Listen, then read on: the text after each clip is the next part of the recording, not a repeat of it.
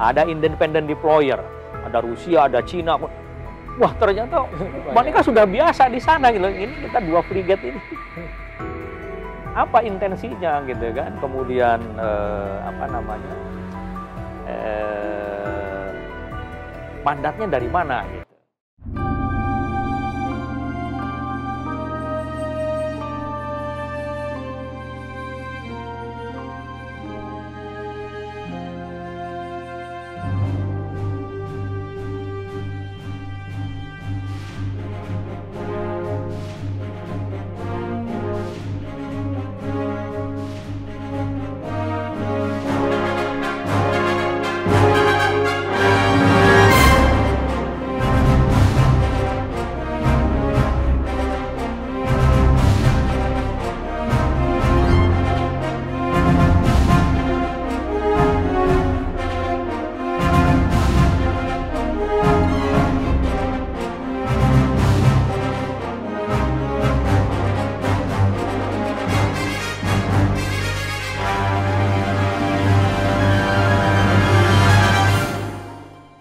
Saya bilang we have a national tasking gitu kan.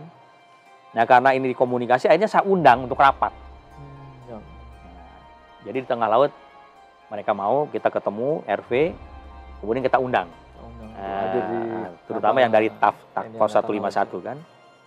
Nah di situ tegas sekali mereka mengatakan bahwa ini area of our responsible. Jadi dari tanggung jawab kami, Anda tidak boleh masuk gitu. Gitu kan. Nah, kemudian saya sampaikan bahwa memang sebagai sesama militer saya sangat menghargai itu. Tetapi saya minta pengertian bahwa saya punya national tasking untuk membebaskan itu, gitu kan. Nah, oleh karena itu saya dengan informasi sangat minim ini mohon penjelasan. Dia jelaskan Pak Agung, gamblang sekali. Dari situ kaget lagi. Sangat kompleks. Kompleks Pak Agung. Kagetnya pertama gini, loh ternyata yang di sana itu bukan kapal kita aja. Banyak kapal dan sudah 584 orang yang disandera itu. Sudah sampai yang 2 tahun. Iya, masuk kita. Iya. Bayangkan. Udah ada yang 2 tahun di situ. 584 orang sana kaget lagi gitu kan. Waduh. Wah, tambah mumet gitu. Nah, terus bagaimana saya caranya gitu bisa masuk gitu kan. Nah, salah satunya lagi penjelasan dari mereka, ada yang namanya unique challenge mereka, ya semacam aturan pelibatan lah. Nah, aturan pelibatan begini, salah satunya adalah bahwa kalau pembajak sudah on board, mereka tidak boleh bertindak apapun, karena membahayakan, gitu kan? Nah, ini celah saya untuk masuk nih, gitu kan? Dalam batin saya pernah punya pengalaman di MT Pematang kan, dengan dengan anggota kapal. Dan sekarang saya bawa pasukan khusus kan, ada Denjaka, ada Taifib, ada Pasca, ada Yonbannya Kopassus kan, pede sekali lah gitu kan. Ong Dudo juga bisa gitu kan, dengan pasukan yang saya latih sendiri. Gitu. Saya bilang kalau begitu saya akan di luar, tolong dibebaskan. Saya nunggu. Oh nggak bisa Pak Taufik, kami nggak boleh, unique challenge tadi. Oh kalau gitu saya yang masuk, saya bilang. Akhirnya diizinkan Pak Agung. Nah, berarti tantangan kuda sudah bisa saya atasi gitu kan. Nah, tapi sebelumnya waktu rapat itu tentara Amerika tanya, Pak Taufik bawa tanker nggak? Enggak. Loh kok bisa operasi jarak jauh nggak bawa tanker gitu kan? Gimana kata bekal ulang sama? Oh saya punya staging base. Kita nggak bisa Pak Taufik. 6 bulan sekali aja kita nggak boleh masuk ke sana.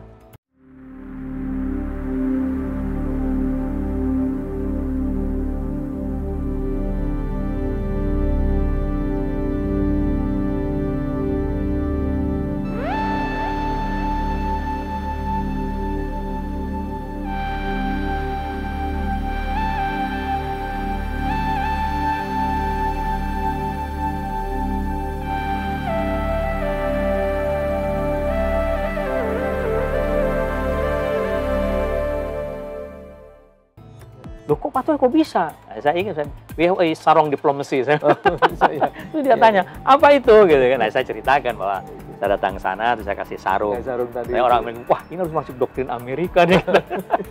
Padahal nggak pernah kepikir dari diplomasi sarung. Akhirnya saya kembali lagi ke staging base itu sambil nunggu perkembangan kan. Nah, rupanya negosiasi udah jalan. Nah, akhirnya saya merubah postur, Pak Agung. Asalnya kan postur tempur nih, di mana saya siap menyerbu, kemudian kehadiran kita kan kita samarkan. Ya kan? Ya, nggak boleh tahu kan, saya kadang-kadang malam keluarnya atau apa. Nah, karena ada negosiasi, maka posturnya dirubah jadi postur diplomasi. Saya dekatkan betul itu. Jadi saya monitor negosiasinya mereka, ya kan? Mereka asalnya nggak percaya, saya dekatkan. Tuh ada kata lalu, kaget mereka, gitu kan? Kaget mereka. Kemudian negosiasi alot lah gitu kan. Nah ternyata akhirnya deal, karena dibilang begini, kalau nggak mau dengan ini, maka di luar kendali perusahaan, maka Angkatan Laut akan melaksanakan tindakannya sendiri. Nah ternyata ada 4 kelompok di situ Pak Agung, ada 4 faksi lah. Nah 3 faksi sudah setuju, yang 1 faksi ini tidak setuju. 4 kelompok pembajak itu. Pembajak itu, yang ini nggak setuju Pak Agung. Nah, akhirnya saya dekatkan lagi bahwa saya tidak main-mainin, ya kan? Akhirnya yang 1 faksi ini terdesak juga turun ya Pak Agung. Nah turun, nah dengan turunnya itu saya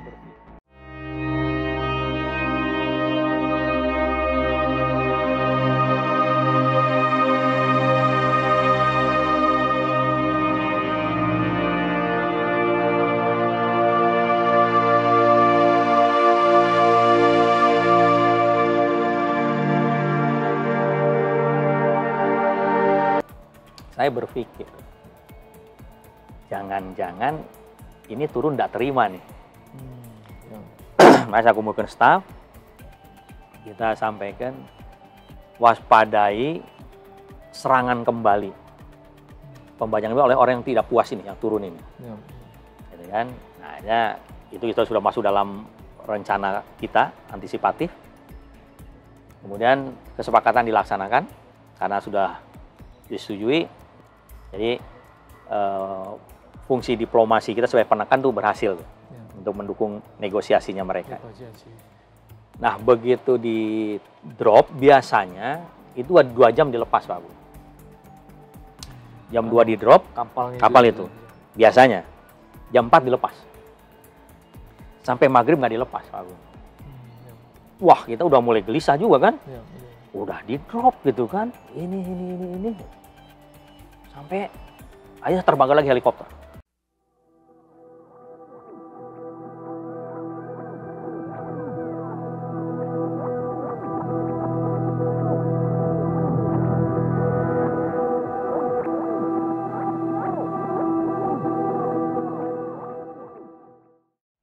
Untuk meyakinkan apa yang terjadi. Wah di situ skip tuh kapal-kapal cepat yang dipakai mereka banyak sekali. Oh berarti itu ada semacam rapat, ada apa gitu. Saya masih belum bisa komunikasi dengan orang dalam itu. Kemudian akhirnya udah kita siapkan serbuan saja. Gitu, Agung. Jadi saya rancang dari informasi itu nanti malam itu waktu yang paling tahu untuk saya serbu. Nah, kita siapkan tim seburu 4 itu, tapi berkembang lagi situasi, mereka bergerak Pak Agung. Nah, kita buka lagi catatan kan, kemana nih gerakannya ini? MV Sinar Kudus. Itu bergerak. Pindah berarti? Iya, bergerak. Waduh, ini saya bilang, pembajak masih di atas kan? Iya. Wah, kemana ini? Nah, ini kita ikuti malam-malam itu. Sambil saya coba menjalin komunikasi. Nah, akhirnya dengan cara saya terjalin dengan kru itu. Nah, saya bilang, kamu manggil saya sebagai haluan, kamu sebagai anjungan. Untuk menyamar kalau ada yang ngerti bahasa Indonesia gitu kan. Akhirnya terjalin, nah dia laporan terus. Nah, ternyata dari perkembangan dia saya paham bahwa memang mau dilepas, tapi para pembajak ini khawatir dia turun dicogat sama yang mundur tadi, yang turun duluan. Yang 1 kelompok tadi. Maka dia bergerak ke utara. Kemudian ke Eyel kelihatannya, kalau saya lihat dari data itu dia ke Eyel. Nah saya ikuti. Nah terus mereka minta Anda harus paling dekat 15 mil dari dari kapal. Kapal Sinar Kudus. Nah, baru itu laporan diturunkan satu-satu. Benar kecurigaan saya bahwa dia menghindari sergapan dari yang turun tadi, yang kelompok faksi yang terakhir itu kan. Ya. Nah, begitu masuk ke Eyel, Pak Agung, ini terakhir turun, ada lagi serangan dari darat. Itu persis yang saya perkirakan. Mereka tidak puas, mau dibajak lagi. Jadi bayangkan saat itu kalau gitu ya, kalau kita nggak ada, nah, tapi kita udah antisipasi itu. Jadi begitu skip mendekat, itu langsung panik tuh, apa ABK kapal tuh. Iya kan, baru lepas mau dibajak lagi. Wah itu teriak-teriak tuh, Pak kita gini. Helikopter saya udah di atas, ya kan. Nah kemudian saya strafing dulu tuh, yang dari darat itu. Hanya banyak yang balik lagi tuh. Ada yang nekat. Nah yang naik ini, si Raider kan udah siap nih. Ya. Denjaka CS itu kan, ya kita hadapi mereka. Pertemuannya singkat kok 10 menit habis itu. Tenggelam semua gitu kan. Ya. Akhirnya kan kita 2 kapal Pak Agung. Yos saya suruh ngamankan Sinar Kudus, bawa ke perairan internasional. Saya masuk terus ke perairan tuh menghambat bala bantuan dari darat itu. Dari kita melintang sampai 3 mil tuh dari pantai itu. Kita nunggu di situ, helikopter masih di atas juga. Begitu ini sudah aman, kemudian pergerakan di darat kelihatan nggak berani gitu kan. Baru saya ke arah perairan internasional. Helikopter tetap di atas bila sewaktu-waktu itu. Nah kemudian setelah aman kita konsolidasi lah di situ kan. Nah di situ kita baru tahu informasi yang sesungguhnya dan sebagainya itu. Nah kemudian saya naik ke kapal itu. MV Sinar Kudus. Ya. Nah disitulah saya sampaikan ke kru bahwa saya diperintahkan presiden untuk membebaskan dan sebagainya. Karena memang faktanya itu kan, membebaskan dan sebagainya gitu kan. Nah, kemudian kalau terjadi ekses, saya tidak akan minta perintah presiden. Saya salah menerima komando. Kita tanggung jawab sebagai pemegang komando taktis. Gitu kan. Nah, dari situ kita lihat dia dibajak sampai dengan kita bebas itu 46 hari. 46 hari. Itu paling cepat. Gitu. Yang lain tuh udah setahun, 2 tahun belum bebas. Kita paling cepat itu 46 hari sudah kita bebaskan. Syukur alhamdulillah. Nah, setelah itu ya saya laporkan kan. Ya, gimana rencana berikutnya? Ya saya akan bawa dulu ke Salalah Oman. Kembali ke staging base untuk buka ulang dan untuk ini kan psikologis ya. Nah, itu kita kawal betul. Jadi mereka masih trauma. Kan?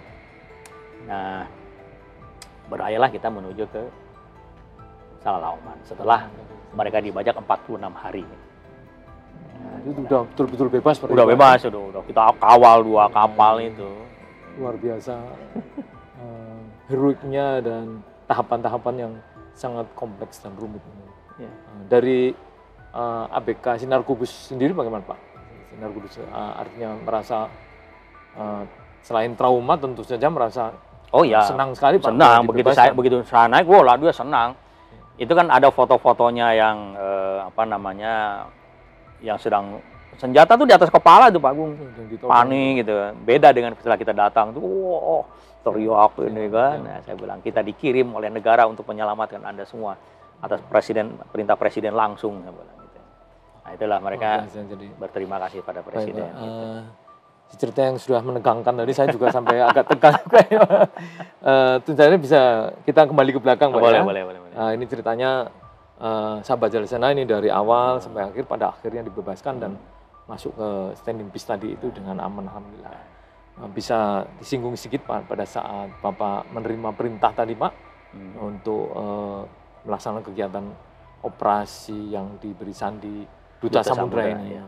Bapak bisa menceritakan untuk pelajaran kita semua Pak, termasuk para generasi penerus TNI AL khususnya ini. Bagaimana Pak diceritakan Pak?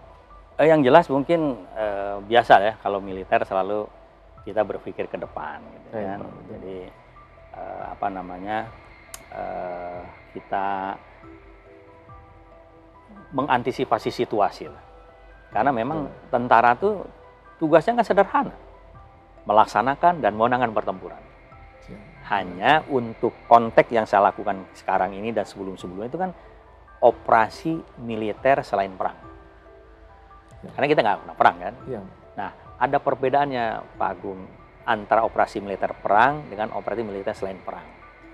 Dalam ajas-ajasnya itu. Ya. Nah, ini saya pikir harus dimasukkan di doktrinnya TNI itu. Kadang-kadang karena ketidakjelasan, banyaklah kita melakukan tindakan yang tidak sesuai dengan kondisi nyata. Karena kalau kita lihat bandingkan azas operasi militer perang dengan selain perang, itu yang pertama sama objektif sama itu, Sama, ya kan? ya. Nah kemudian unity of command, Unit ya kan? Satuan Satu komando. Ya. Kalau selain perang nggak bisa Pak Agung, Ya, betul. karena kan tidak saling membawahi. Contoh, saya dengan satuan yang tergerak, saya kan tidak di bawah mereka, Ya. mereka tidak di bawah kita kan. Ya. Nah itu namanya azasnya unity of effort. Nah, Dukung. jadi upaya ini kita samakan ya, jadi satuan untuk tujuan bersama, tapi nggak saling membawahi. Artinya di sini harus koordinasi ketat, mungkin menurunkan ego dan sebagainya. Itulah termasuk bagaimana saya melaksanakan tugas-tugas itu setelah waktu jadi panglima nanti dengan Kabakamla itu unity of effort itu yang kita gunakan. Sehingga hubungan kerja kita dengan satuan-satuan samping, entah itu dari militer ataupun dari pihak sipil gitu, itu terjalin dengan smooth gitu loh. Karena hubungan baik secara pribadi, karena tidak mengedepankan ego unity of command, tapi unity of effort. Terus yang paling mendasar, kalau operasi militer selain perang itu adalah legitimate. Jadi hukumnya, ya hukum itu harus betul. Nah, salah satu contoh di dalam operasi di Somalia ini, itu ada kebiasaan yang sudah terbentuk tuh.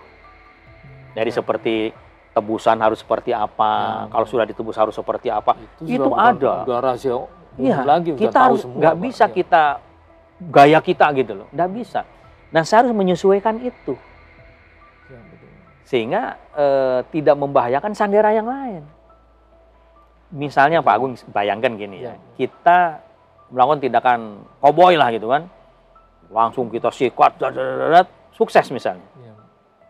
Terus mereka marah atau tersinggung lah gitu kan.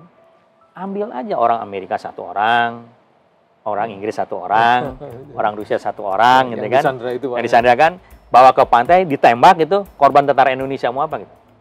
Bagaimana kita mengkanter itu? Ya kan?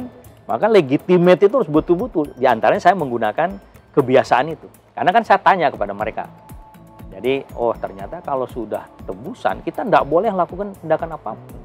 Menyerang pun tidak boleh. Harus mengikuti. Ya sudah, kalau ya sudah, bebas gitu kan. Nah, kalau kita melakukan tindakan berarti katakanlah kita jadi disebut licik, balas dendam dan sebagainya. Kira-kira seperti itu. Karena beda dengan kejadian tadi Pak, yang nah kalau ini berikutnya akan dibacak dia nyerang lagi. Jadi mereka disalahkan, salahnya sendiri, lu nyerang lagi, maka digebuk gitu. Tapi dengan itu Pak Agung ya, bahwa misi yang dari presiden tuh akhirnya terlaksana dengan sempurna. Kenapa? Pertama, selamatkan sandera, selamat semua. Ya. Bebaskan kapal, bebaskan. Laksanakan tindakan. Ya berapa orang mereka mati kan, kita sikat juga. Mereka mati juga. Ya salahnya mereka gitu. Karena kan. sudah bebas mau bacak lagi. Nah, ini bisa dibuktikan bahwa tindakan kita legitimate itu berapa bulan kemudian Pak Agung. Jadi pada saat kapal ini bisa kita bebaskan, kapal Gemini punya Singapura tuh ditahan di Tanzania oleh mereka, dibawa. Oleh pembajak mereka dibawa. Di situ ada 13 orang Indonesia. Jadi krunya 24, 13 orang Indonesia. Nah, terus setelah selesai ini tuh juga mereka tanya bahwa Menhan waktu itu melihat Panglima TNI, siapkan lagi kekuatan untuk membebaskan kapal Singapura karena mungkin Singapura minta bantuan kita. Ya kita siapkan lagi untuk ini. Akhirnya Singapura membatalkan, ya udah kita pulang. Gitu. Nah, ini baru dibebaskan itu kira-kira 7 bulan kemudian kalau nggak salah. Yang kapal Singapura. Nah, 24 orang kru itu yang dibebaskan hanya 20. Termasuk 13 orang Indonesia. 4 orang yang dibebaskan apa? Orang Korea. Nah, karena rupanya orang perompak ini tidak begitu suka dengan tindakan Korea, sehingga 4-nya ditahan. Nah, kalau tindakan saya juga Tidak dianggap tuh 13 nggak akan dibebaskan, Pak Agung. Jadi terbukti bahwa legitimate tadi, ya, ini dalam operasi apapun nanti, operasi militer selain perang, legitimasi itu sangat dibutuhkan. Ya, sangat dibutuhkan. Sehingga betul-betul kita itu. Yang kedua, terkait legitimasi tadi,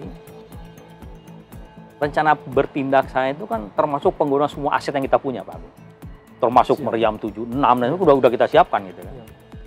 Tetapi untuk legitimate itu, saya panggil orang hukum saya. Inilah staf ahli itu ini sebetulnya. Bukan staf ahli yang kita, enggak, ini staf ahli hukum saya panggil. Coba cara bertindak saya dengan salah satu yang 76 dipanggil dari si hukum seperti apa? Itu mereka pelajari selama 6 jam baru laporan, Pak. Dia sanakan, komandan, kalau komandan 76 maka ada 2 hal, komandan. Satu, komandan excessive power. Loh, kenapa saya bilang? Itu kan bersenjata, betul, tapi dia bukan angkatan perang, Pak. Dia hanya perompak biasa, Pak. Kalau Pak udah 76, ini Bapak itu salah. Belum kalau tadi collateral damage, itu kan ada orang sipil dan sebagainya. Nah, ini kan tidak legitimate kan kalau kita menggunakan. Akhirnya saya batalkan penggunaan 76. Nah, terus saya tanya, senjata utama mereka paling besar apa? ZSU 23. Berarti 23 mili kan? Nah, maka saya perintahkan, siapkan senjata 20 mili presisi. Kemudian saya bawa sniper 20 mili anti material.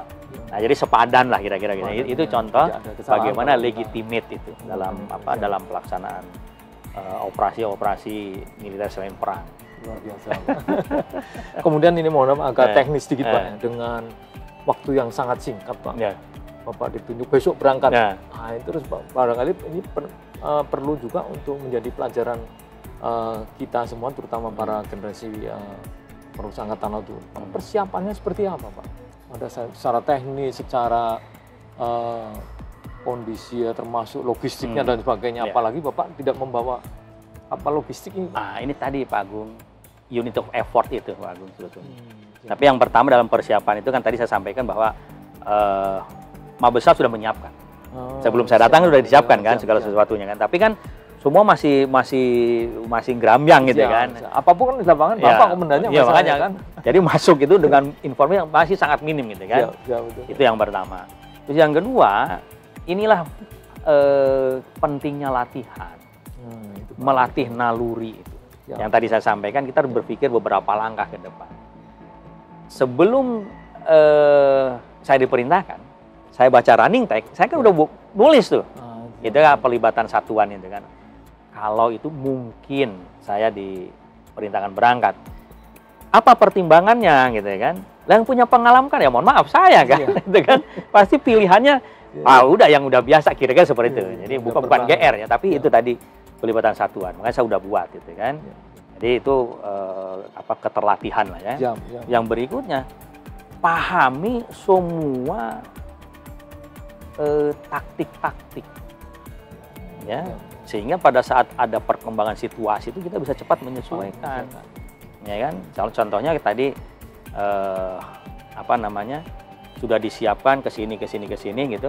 Terus saya melihat ada permasalahan di situ kan. Kalau sudah lego jangka, ini masalah speed, time is essential. Maka jangan cari jarak yang jauh, gitu, yang secepat-cepatnya bisa gitu kan. Itu contoh.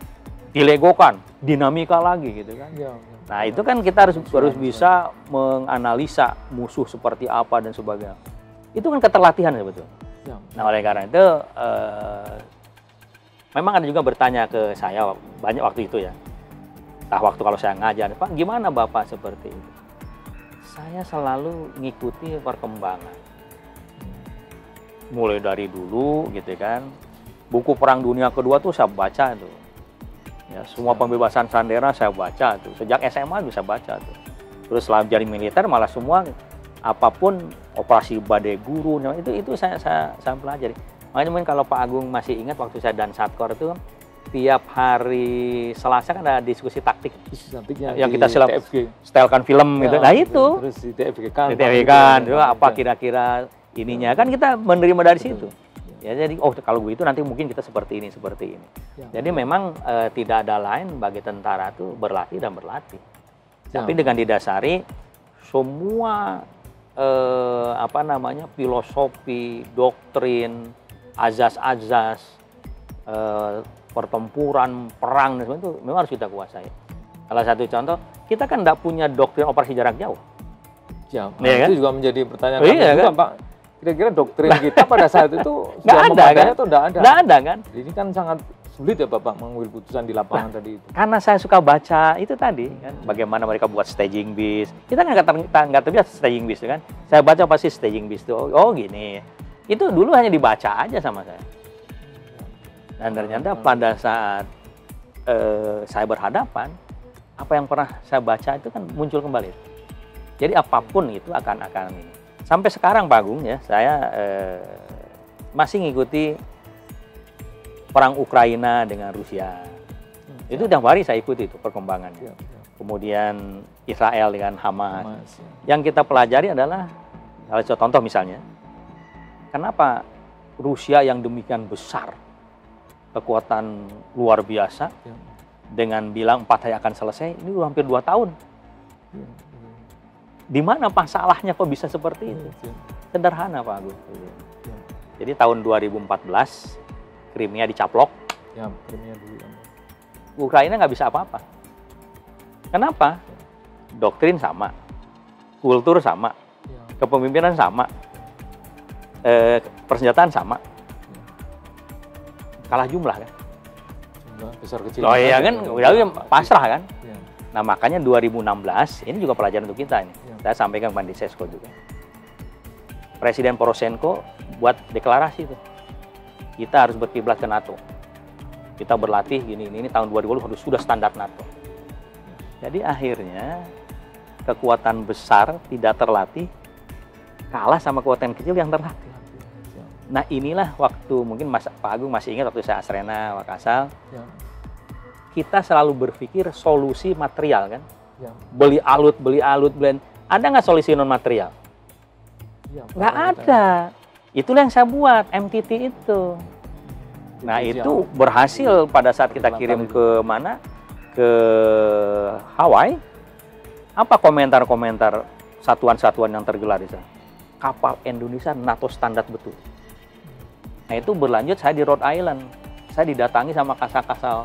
Mulai dari Arab Saudi, Tunisia, Korea Selatan, Belanda. Banyak itu. Pak Taufik, apa yang Bapak lakukan itu? Waktu bisa seperti itu gitu kan. Bisa menyesuaikan ikut Nah saya bilang sederhana, saya menaikkan operational readiness. Yang dari material, personil, dan training ini. Nah makanya pada saat saya buat MTT itu kan, ya orang juga bingung ngapain katanya, buang-buang uang gitu. Enggak. Dengan MTT itu kita ngeluarkan uang nggak terlalu banyak, tapi kita sudah punya 70 instruktur. Nah, kita tidak pernah nyiapkan instruktur, Pak. Saya jadi guru, ya mohon maaf, selalu jadi dosen favorit, tapi angkatan nggak pernah nyiapkan saya jadi guru kan, otodidak. Nah ini nggak boleh, makanya siapkan 70 instruktur itu, ya kan, skenario pertempuran, cara melatih, ya kan, itu sudah lengkap tuh. Tapi baru tahap pertama, harus tahap berikutnya. Tapi kalau nggak dilanjut, bisa bukan urusan saya lagi. Itulah salah satu contoh bagaimana kalau Pak Agung tadi untuk pembelajaran selalu berlatih. Termasuk kemampuan analisa. Jadi berlatih itu nggak usah nunggu diadakan latihan puncak, nggak usah. Setiap saat kita melatih itu. Makanya kadang-kadang saya sampaikan begini pada anak-anak itu ya. Yang membedakan orang sipil dengan tentara itu 5+1. 1 jago lari, jago berenang, jago halang rintang, jago nembak, jago baca peta, menguasai permildas. Itu yang membedakan. Kok seperti itu Pak? Lah, Diksar kita kan itu. Kita awal dulu. Nah itu Pak. Makanya kenapa sampai sekarang pun saya masih lari gitu ya, masih berenang, masih kalau halang rintang udah nggak larutu, udah nggak kuat gitu. Halang rintangnya udah down aja. Jadi itulah kita, apalagi yang masih aktif ya. Dan saya juga pernah ditanya begini sama anak saya itu. Ya, kenapa? Ayah kan udah pensiun, kok masih latihan begitu? Yang pertama sih kesehatan dulu gitu kan. Ya. Kita nggak usah mikir macam-macam, dia sehat gitu kan, seger gitu kan. Tapi yang kedua yang paling mendasar adalah begitu kita pensiun, kita langsung masuk jadi tentara cadangan. Sewaktu-waktu bisa diaktifkan. Ya. Ya, dan kalau negara membutuhkan. Ya. Ya saya masih siap gitu kan, aktif masih siap gitu kan. Ya, Nah contohnya begitu Ukraina Rusia benar, jenderal-jenderal dipanggil lagi yang udah pensiun. Siap, itu ada yang gemuk ya, yang nggak siap. Ya. Saya masih siap. Siap. Nah, itu. Luar biasa. Mungkin masih kita lanjutkan sedikit bahwa tadi termasuk doktrinya pun pada saat itu belum ada. Belum. Kemudian untuk sekarang juga tentu saja ini menjadi perhatian kita. Iya, harus dibuat. Bila suatu saat itu terjadi hal yang seperti itu.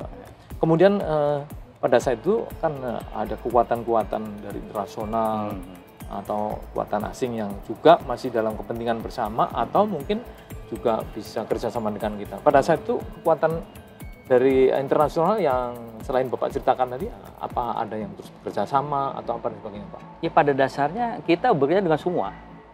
Pada dasarnya semua. Contoh gini ya. Nah ini juga kebetulan Pak Agung. Ya. Jadi 151 memang dari awal kita koordinasi. Ya, kan? Dan kita menempatkan 2 perwira di kapal USS Mason itu. LO kalau LO ya, ada Krisno dengan Pangkoli Namil dengan Dikri Rizani itu. Nah, jadi di awal ini. Tapi berikutnya kan ada NATO juga. Nah, kebetulan komandan NATO saat itu orang Belanda. Ya saya juga nggak kenal, tapi saya dikenalkan kemudian kenal dengan Ahtan Belanda kan. Oh itu ada katanya ini. Dikasihlah kontak-kontak, informasi malah ngalir di situ. Pakai bahasa Belanda sedikit lah. Wah langsung itu informasi juga. Dan mereka memang sangat mengakui gitu ya. Dan ini berlanjut Pak Agung pada saat Kasal Belanda ke Indonesia. Saya masih Dangus pula. Itu dia minta makan malam kan makan malam dengan Kasal. Dia minta saya hadir. Saya hadir. Terus Kasal tanya saya kan. Pak Parno itu. Tik, itu Kasal Belanda temenmu ya? Waktu dia bilang, oh enggak Pak, saya nggak kenal. Oh, dengan Kasal saya nggak kenal, saya bilang kan. Enggak Pak, lo kok minta makan, kamu ikut itu loh, gitu. Oh, saya nggak tahu Pak, pertimbangannya ngapa, gitu. Udah kamu hadir? Hadir. Jadi ya mohon maaf Pak Agung. Mejanya itu Kasal Belanda, Wakasal saya. Satu meja itu. Minta ditempatkan di situ. Iya. Lah yang bintang 1 kan. Ya. Para asisten di meja lain. Nah ternyata kenapa Kasal Belanda ingin ketemu saya itu, dia bilang begini.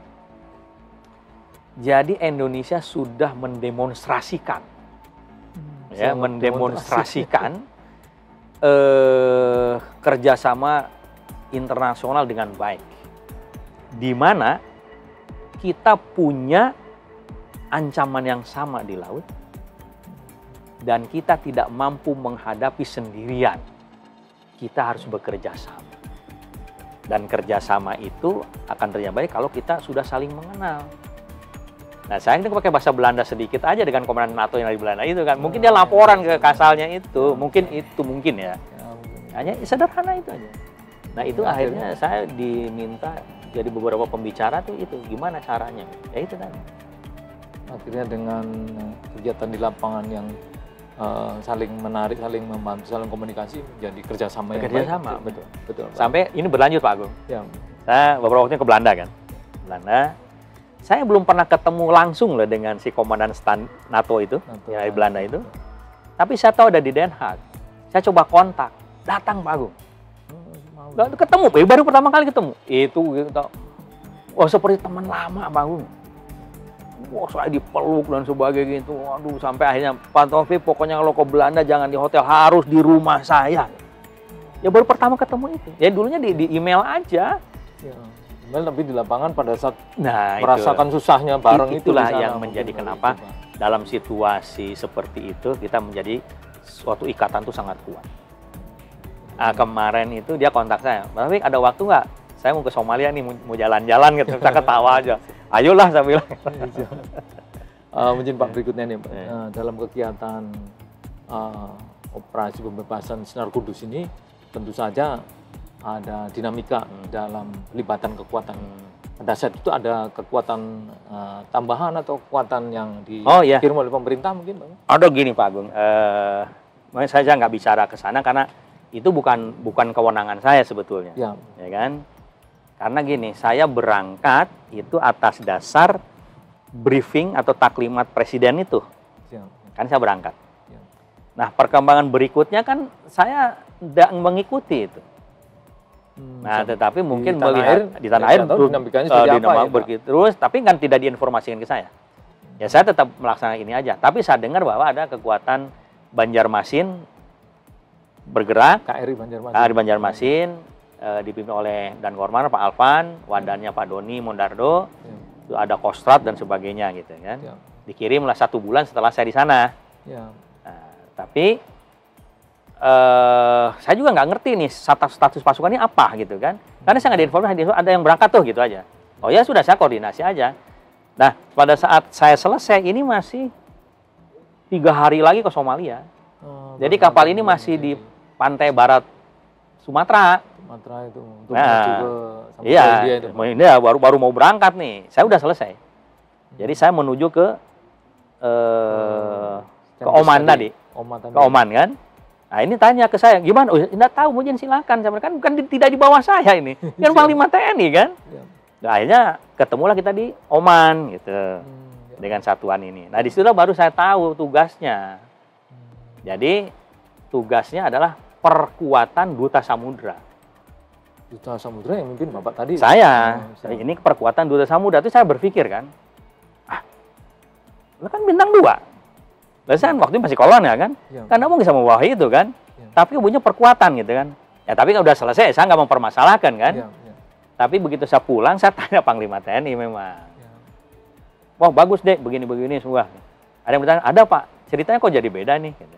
Ada masalah itu kan. Nggak, rupanya memang rencana bila gitu. Jadi saya baru tahu juga kan. Bila belum selesai, maka ini akan link up. Akan link up, sehingga kan tidak mungkin saya membawahi yang belakang perkuatan, karena bintang 2. Tapi tidak mungkin marinir membawahi saya yang pelaut, karena operasi laut.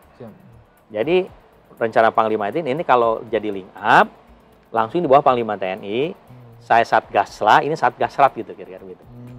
Itu nanti hubungan komandonya seperti itu, rencananya ya, rencana. Tetapi makanya tadi saya nggak cerita karena ya itu tidak masuk ke saya. Karena perkuatan pun tidak link up kan udah selesai. Link up iya, kan udah selesai kan. Kemudian tidak ada alih kodal. Jadi ya kalau saya bercerita ya lingkup tanggung jawab saya saja Satgas Duta Samudra yang 2 kapal tadi. AHP Admiral Perdana Kusuma dengan Yosudarso. Plus 1 pemukulnya dari Mabes TNI, Denjaka, Kopassus, Taifib dengan Pasca itu. Kemudian dengan elemen pembantu kan ada pesawat udaranya, ada Dislambai dan sebagainya. Kita bawa 400 orang waktu itu. Jadi saya berbicara itu saja, gitu, kan tidak ada link up. Gitu. Memang kadang ada pertanyaan, kenapa Pak nggak cerita? Bukan kewenangan saya cerita itu. Nanti saya salah mencerita yang saya. Tapi ini cerita di sini kan untuk memperjelas. Betul, karena setelah tahu itu baru jadi saya baru dapat SP-nya kan, tahu tuh, iya ini ternyata perkuatan, tapi nggak dijelaskan tuh hanya perkuatan. Maka setelah saya tanya, baru jelas nanti kalau terjadi link up akan begini-begini kan terjadi. Gitu. Perkembangan dinamika di lapangan kan mungkin terjadi. Pak. Jadi Banjarmasin dengan pasukan itu memang tidak sempat ke Somalia karena sudah selesai, gitu kan. Kita ketemunya di mana di Oman. Hari itu konsolidasi. Nah, krunya MV Sinar Kudus diganti kan trauma kan. Dikirim kru baru dari tanah air. Tanah air. Nah, saya juga masih khawatir kan, makanya saya menempatkan 1 tim Taifib di sana. Jadi senang juga dia jalan-jalan ke Rotterdam. Baik, Pak Taufik, ini sangat luar biasa bincang-bincang kita sore ini. Tentu saja ini yang terakhir, Pak, bahwa sebuah operasi pasti ada hasil yang ingin kita bisa sampaikan. Mohon diceritakan Pak, dari operasi ini bagaimana hasil secara keseluruhan Pak, berdampak terhadap tadi itu taktis, strategis, kemudian saja politis Pak. Nah, kalau secara taktik jelas ya bahwa saya sudah menyelesaikan 3 perintah presiden selamatkan Sandera, bebaskan kapal, laksanakan tindakan. Tiga-tiga udah saya kerjakan gitu ya. Berarti mission accomplished lah gitu ya secara taktik. Kemudian secara politis ini gaungnya luar biasa karena itu yang tercepat yang bisa dibebaskan 46 hari. Yang terakhir setelah mission itu kan 7 bulan kemudian baru bebas. Ya, ini 46 hari Pak Agung ya. Kemudian secara strategisnya gitu ya. Itu dijadikan pelajaran juga sama MTF itu. Oh, sama negara-negara lain. Iya, jadi ternyata mereka tidak pernah langsung bertindak. Jadi membayang-bayangi terus. Nah, begitu kita melakukan tindakan sampai, jadi belum pernah ada yang masuk ke pelayan Somalia kecuali kita itu. Nah, itu ditiru. Denmark mulai melakukan itu. Nah, DC itu coba lihat dari itu 2011 ya. Setelah itu menurun tajam tuh. Setelah mereka bertindak seperti yang kita lakukan. Jadi dicontoh Pak Agung yang kita kerjakan. Akhirnya mereka mungkin enggan juga melakukan itu karena itu tadi doktrin mereka yang tidak mengizinkan gitu kan, bahaya gitu kan. Jerman pernah ngirimkan 200 pasukan khusus ditarik pulang kok. Berbahaya kan. Memang berbahaya, Pak. Tapi kembali keberhasilan ini saya selalu sampaikan kepada anak-anak itu kerjakanlah dengan ikhlas. Dan kalau kita ikhlas insya Allah berkah. Tapi kalau kita punya motivasi lain maka akan kontraproduktif. Ya kan? Nah, sehingga ini Pak Agung yang saya ditanya sama sekolah-sekolah. Kan di RO itu saya tulis begini Pak Agung. Melaksanakan operasi duta samudra kan disamarkan tuh ke pantai ke perairan Asia Selatan itu penyamarannya. Asia Selatan tapi ke sana sedikit gitu kan. Selama 60 hari. Kan harus dibatasi operasi itu. Iya, harus ada batas waktunya. Dan apa yang terjadi Pak Agung? Hari ke-60 saya sandar di Jakarta.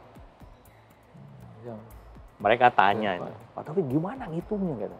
Oh enggak, saya bilang pertama berdoa. Oh betul Pak. Yang kedua ya berdoa. Yang ketiga ya berdoa musuh nggak bisa dikerjakan. Nah, itu keberkahan lagi Pak. Alhamdulillah. Terima kasih luar biasa penjelasan dari narasumber kita kali ini yang menceritakan tentang pembebasan Sinar Kudus yang dibajak di Laut Arab oleh pembajak Somalia di tahun 2011. Terima kasih banyak Pak. Terima kasih Pak Agung. Penjelasannya untuk sahabat ya, hanya berbagi cerita lah. Berbagi cerita mudah-mudahan bermanfaat untuk kita semua, terutama ya untuk generasi penerus kita yang khususnya di Angkatan Laut. Karena ini kan kejadian di laut Pak. Ya, berarti kan domainnya TNI Angkatan Laut yang tadi sudah berhasil membebaskan dengan baik. Nah, makanya ini juga Pak Agung mungkin sedikit lagi ya tambahan aja.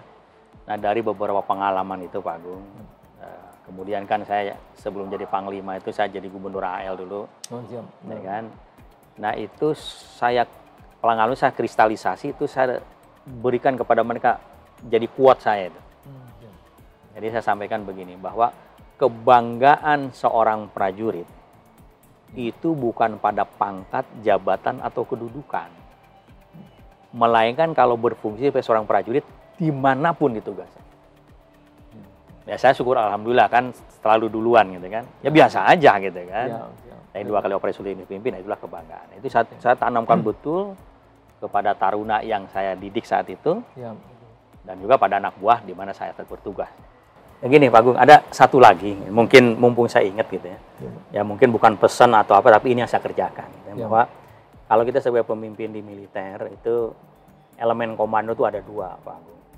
Satu authority, yang kedua responsibility. Nah, jadi kita bisa melakukan sesuatu karena apa? Karena ada otoritas untuk melaksanakan itu. Tapi jangan lupa ada responsibility di situ. Nah, jangan sampai kita sebagai perwira itu minta authority, ada pengaduk ke sana kemari, gitu kan? Nuntut facility. Begitu responsibility, oh bukan saya, enggak begitu. Jadi mungkin yang saya kerjakan gitu. Jadi saya selalu ambil alih semua tanggung jawab itu. Baik pada saat saya membebaskan MT Pematang, ya. Kemudian pada saat tadi saya sampaikan di awal juga saya ambil alih semua tanggung jawab kalau terjadi sesuatu. Dan dalam jawaban berikutnya pun sampai terakhir itu yang saya pegang. Ya, bukan itu yang saya kerjakan itu. Itu tambahan sedikit Pak. Terima kasih. Terima kasih, tambahan ini sangat penting dan luar biasa. Baik, sahabat Bincang Salasena, telah kita laksanakan bincang-bincang kepada Bapak Taufikur Rahman tentang operasi pembebasan MV Sinar Kudus di perairan Arab oleh pembajak-pembajak Somalia. Demikian perjumpaan kita. Berikutnya kita akan berjumpa kembali pada episode-episode Bincang Salasena yang akan datang. Tetap semangat dan bahagia selalu. Wassalamualaikum warahmatullahi wabarakatuh.